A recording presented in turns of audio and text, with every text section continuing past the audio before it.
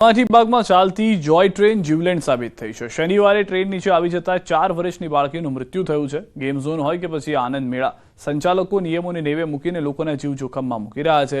તેવી જ એક ઘટના વડોદરામાં બની। જો કે પોલીસ તપાસમાં મોટો ખુલાસો થયો છે કે આ ટ્રેન ચાલક પાસે લાયસન્સ જ ન હતું, તેમ છતાં ટ્રેન ચલાવતો હતો। ખોડલ કોર્પોરેશનના મેનેજરનું કહેવું છે કે જંબુસરનો પરિવાર તે સ્થળે આવ્યો હતો ત્યારે બાળકી રમતા રમતા ટ્રેન નીચે આવી ગઈ હતી। એન્જિન આગળ નીકળી ગયા બાદ બાળકી ટ્રેન નીચે આવી જતા જેના કારણે મોત થયાનું સામે આવ્યું।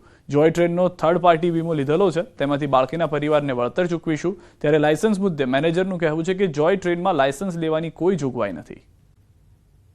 એક જંબુસરથી ફેમિલી આવ્યું હતું અને એમની એક નાની દીકરી હતી 4 વર્ષની।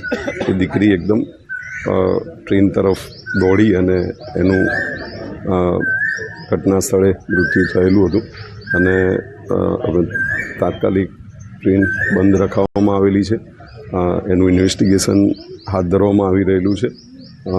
એનો ઇન્સ્યોરન્સ લેવામાં આવેલો છે ખોડલ કોર્પોરેશન દ્વારા। થર્ડ પાર્ટી ઇન્સ્યોરન્સ પણ લેવામાં આવેલો છે અને હાલ જે ઇન્વેસ્ટિગેશન ચાલે છે એના આધારે જે પણ ઓબ્ઝર્વેશન આવશે તે પ્રમાણે આગળ ફર્ધર કાર્યવાહી કરવામાં આવશે। હવે જે શનિવાર સાંજના દિવસે જે ઘટના બની છે ત્યાર પછી હજુ તપાસ ચાલુ છે।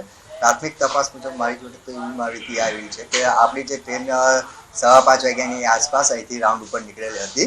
એ રાઉન્ડ ઉપર નીકળ્યા પછી આપણું જે લોકોમોટિવ છે, જે ડ્રાઈવરનું કેબિન છે, એ આગળ નીકળી ગયું હતું। ત્યાર પછી એન્જિન પણ થોડુંક આગળ નીકળી ગયું હતું અને એન્જિન અને જે પહેલો કોચ આવે છે જેમાં પેસેન્જર બેસે છે એ બેની વચ્ચે એ બાળકી કંઈક રમતી હતી ત્યાં આગળ, તો એનો બોલ આવી જતા એ બાળકી બોલ લેવા માટે જતા ટ્રેનમાં આવી ગઈ છે। આ લાયસન્સ છે એમાં જે આરટીઓ તરફથી કે એવું આપવામાં આવ્યું નથી।